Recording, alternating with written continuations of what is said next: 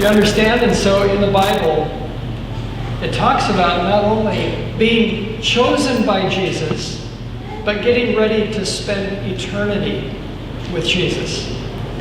And I really like what James says in James chapter 1 and verse 27, because he summarizes what it means to be ready for Jesus to come.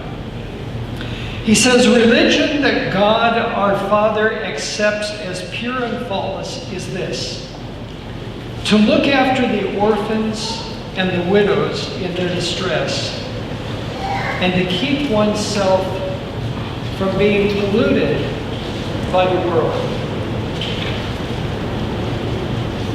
Did you get that? Two things, very simple. To be ready for Jesus to come. To look after orphans and widows. That's what Jesus talked about in his parable of the sheep and the goats, wasn't it? We studied that last week. That when Jesus comes, he's going to separate everybody in this world, one from the other. And those who have cared about others and in love, because Jesus' love has moved their hearts. In turn, they care about other people. They want to help them. They want to do good to them. And Jesus said, because you visited me when I was in prison, because you clothed me when I was naked, you did things for me. Inasmuch as you did it to one of the least of these, my brother, you've done it to me. And then to keep oneself from being polluted by the world. Very simple summary.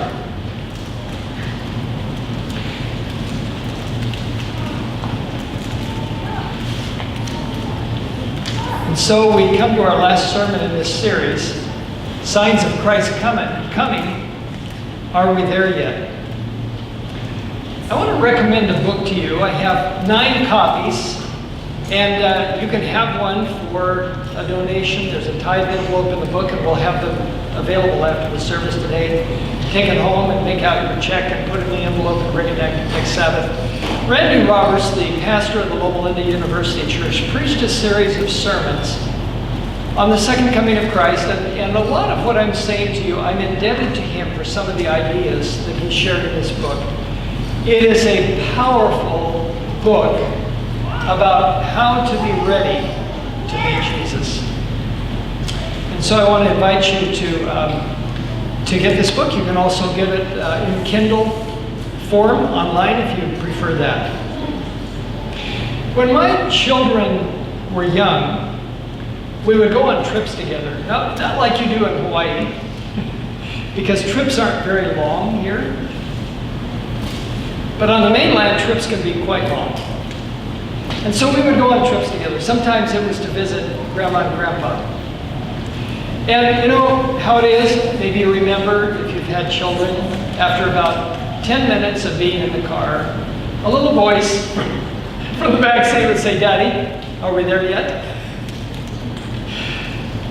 And then Daddy would begin to explain the mysteries of time and distance to the 3-year-old who didn't understand a word of what was being said.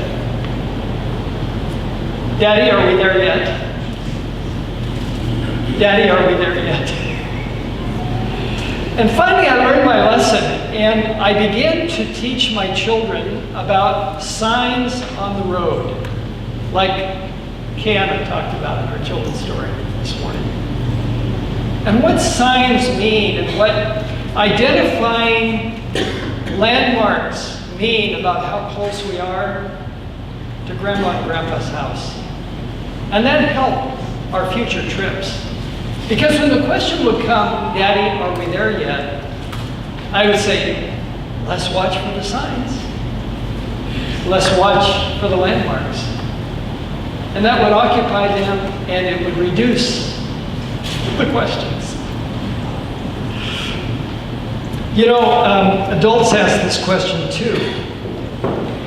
Are we there yet is a question that everyone asks, especially about the return of Jesus.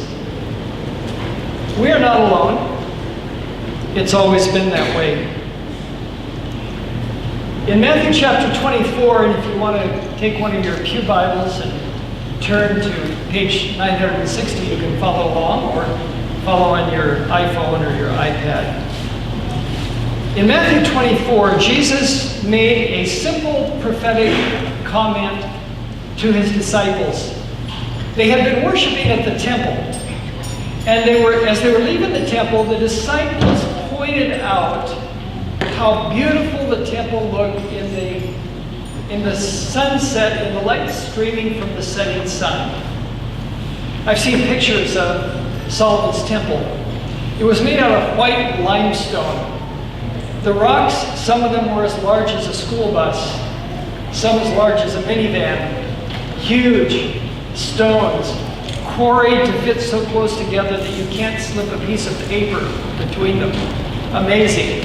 And then moved into place. And Jesus said to the disciples, "Do you see these stones? I tell you, not one of these stones will be left on another."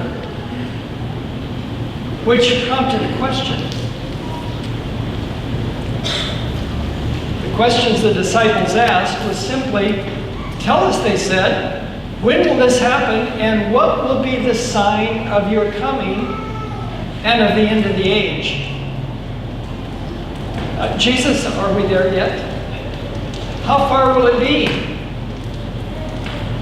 How far will it be until we get there? Later in chapter 24, Jesus talked about some things that they could watch for. But then after his resurrection, as he got ready to go back to heaven, the disciples were gathered with him on the Mount of Ascension, and they said, "Lord, are you going to restore the kingdom at this time?" And it was interesting. It's worth noting that Jesus said, "It's not for you to know the times or the dates the Father has set by his own authority, but you will be my witnesses in Jerusalem and in all Judea and Samaria and to the ends of the earth."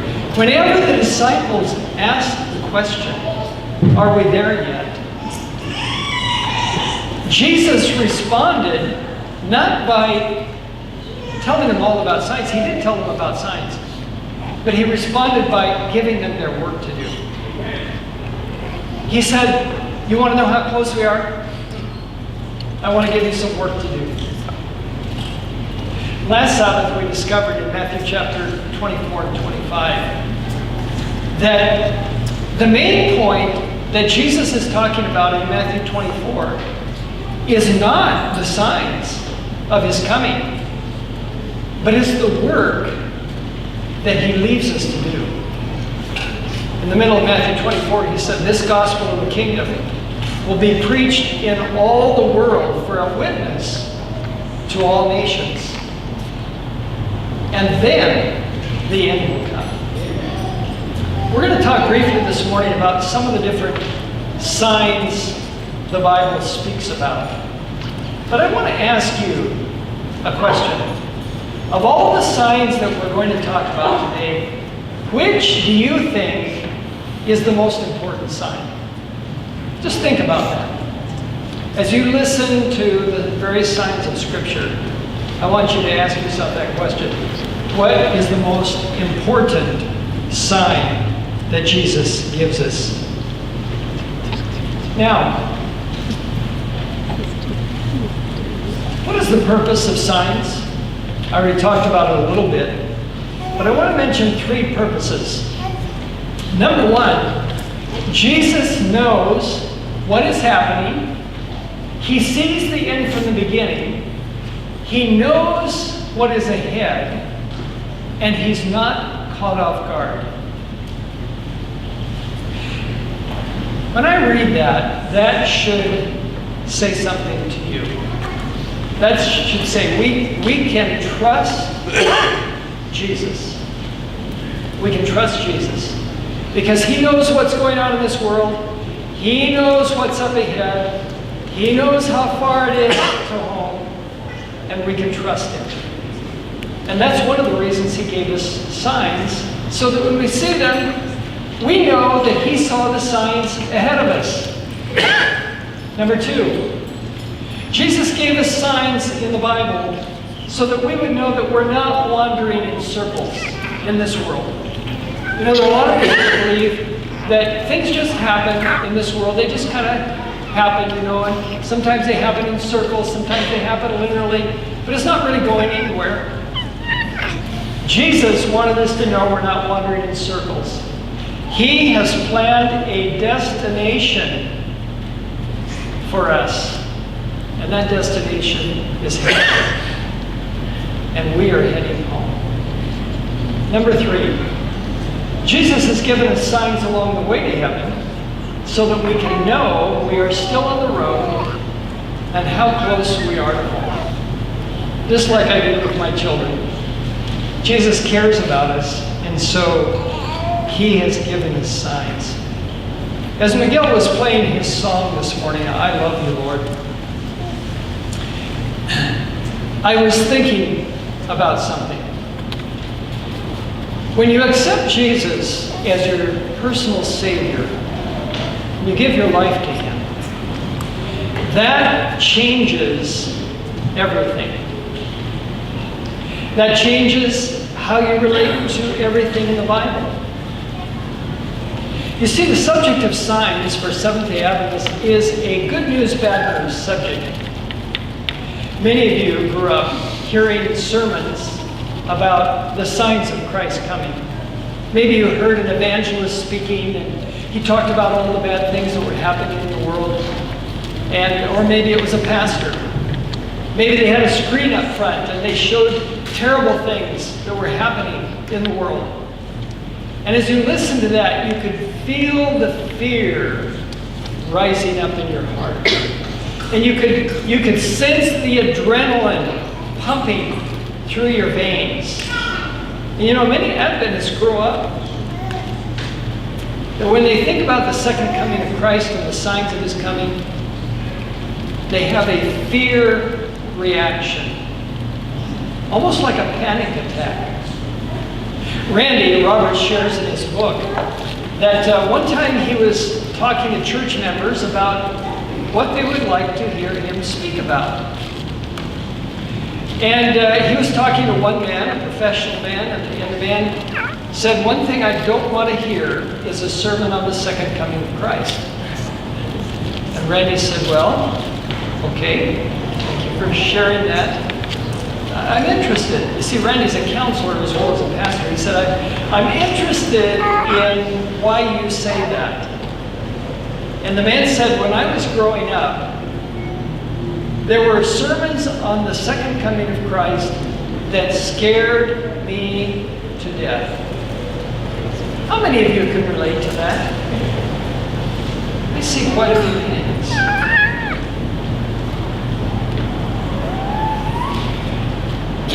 My wife's neighbors, when she was a little girl, belonged to a certain religion that some Christians, some Adventists talk about being involved in persecution in the last days.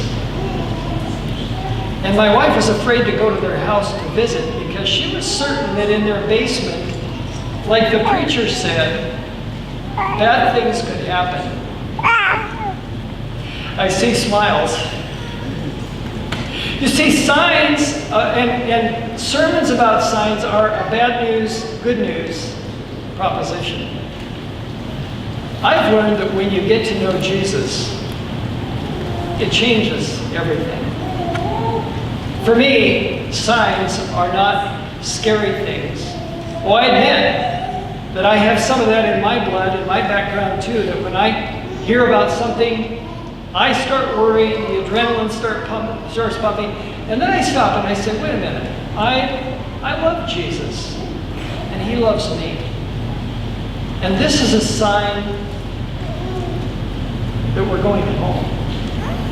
This is a sign that he's coming back. You see, signs, my wife will recognize this sign. This sign was not far from our home in California. Camarillo was the next city over. We went there from time to time.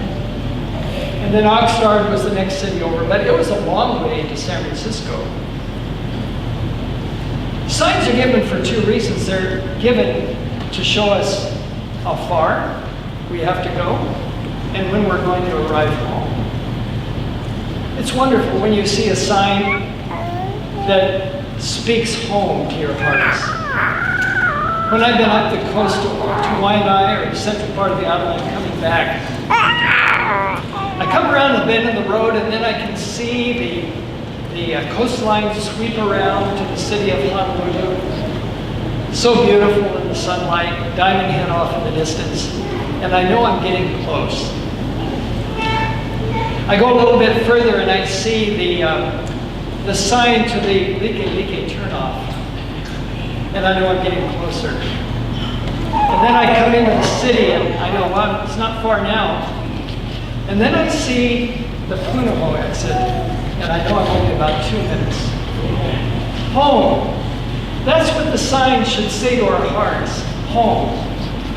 Jesus said, when these things begin to take place, stand up and lift up your heads, because your redemption is drawing near.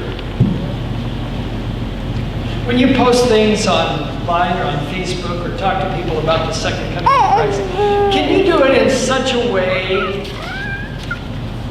that you say, you know, these things are happening in the world, it's kind of scary. It's alarming, it's sad, but we're getting closer to home. We're nearing home.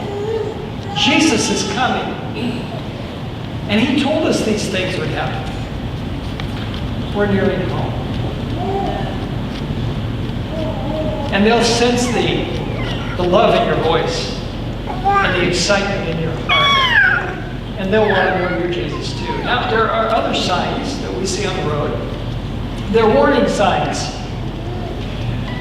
I've never seen a sign like this. In fact, I've never seen a falling cow. But apparently, in some places in our country, cows can fall off of hillsides on cars. So, some of the signs that Jesus gave are warning signs. We know that there are going to be things happen in this world. Things that we need to be alert about and aware of, so that no cow falls on us. I wanted to share this with you. Graham Sherrick asked me to share it. Should have put it earlier.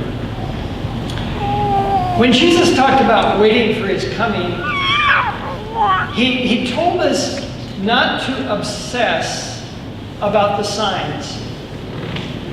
You know, I'll confess, growing up Adventist, it's easy for me to obsess about the signs. When the first Gulf War happened, I spent hours in front of the television because I wondered if this could be something that was leading to the end of time. I'm sure my father, who lived during the Second World War before, did the same thing as they heard about things that were happening overseas. But Jesus said, rather than obsessing about the signs, I'm giving you work to do. Get involved in the world's need. This brother, I can't say his name, is a Seventh-day Adventist Christian who is a prisoner of conscience in Kazakhstan.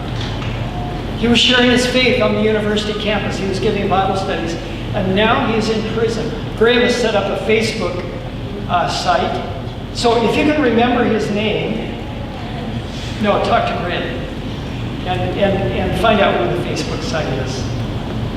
So I talked about the problem with signs a little bit, obsessing and forgetting our main focus, playing the waiting game.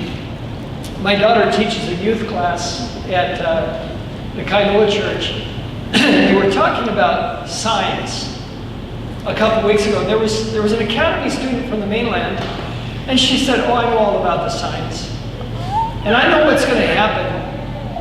And so she said, I actually feel comfortable kind of playing around and enjoying life, because I know that such and such is going to happen, and then such and such is going to happen, and then I'll get ready. That's dangerous. Jesus didn't want us didn't want to tell us about signs so we would play the waiting game. Oh, I know there's going to be a Sunday law. I know there's going to be this or that. So I'll just wait.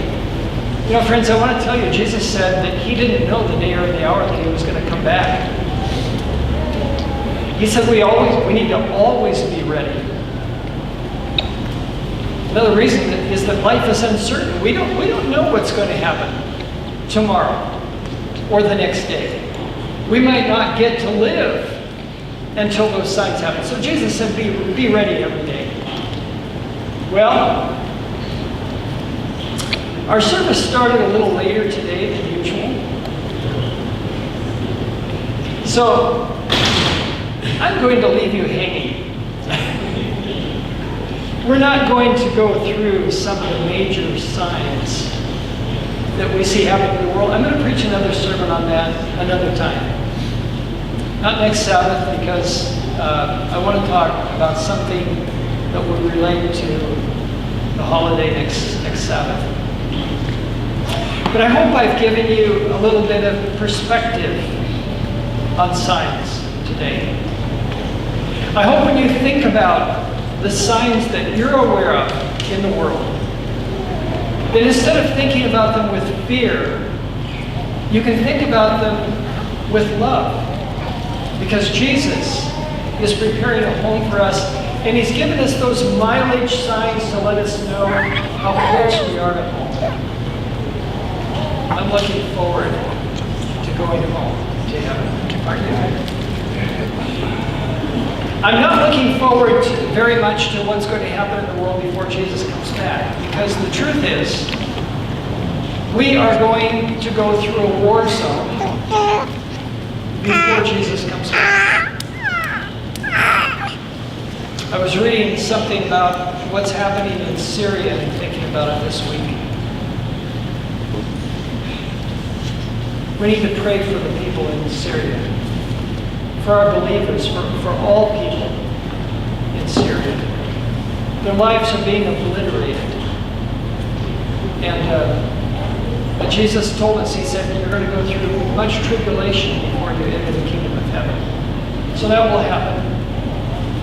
But these signs tell us that Jesus is coming back. I did ask Upper Manor Road to sing a song, and I think we'll make this our closing song today.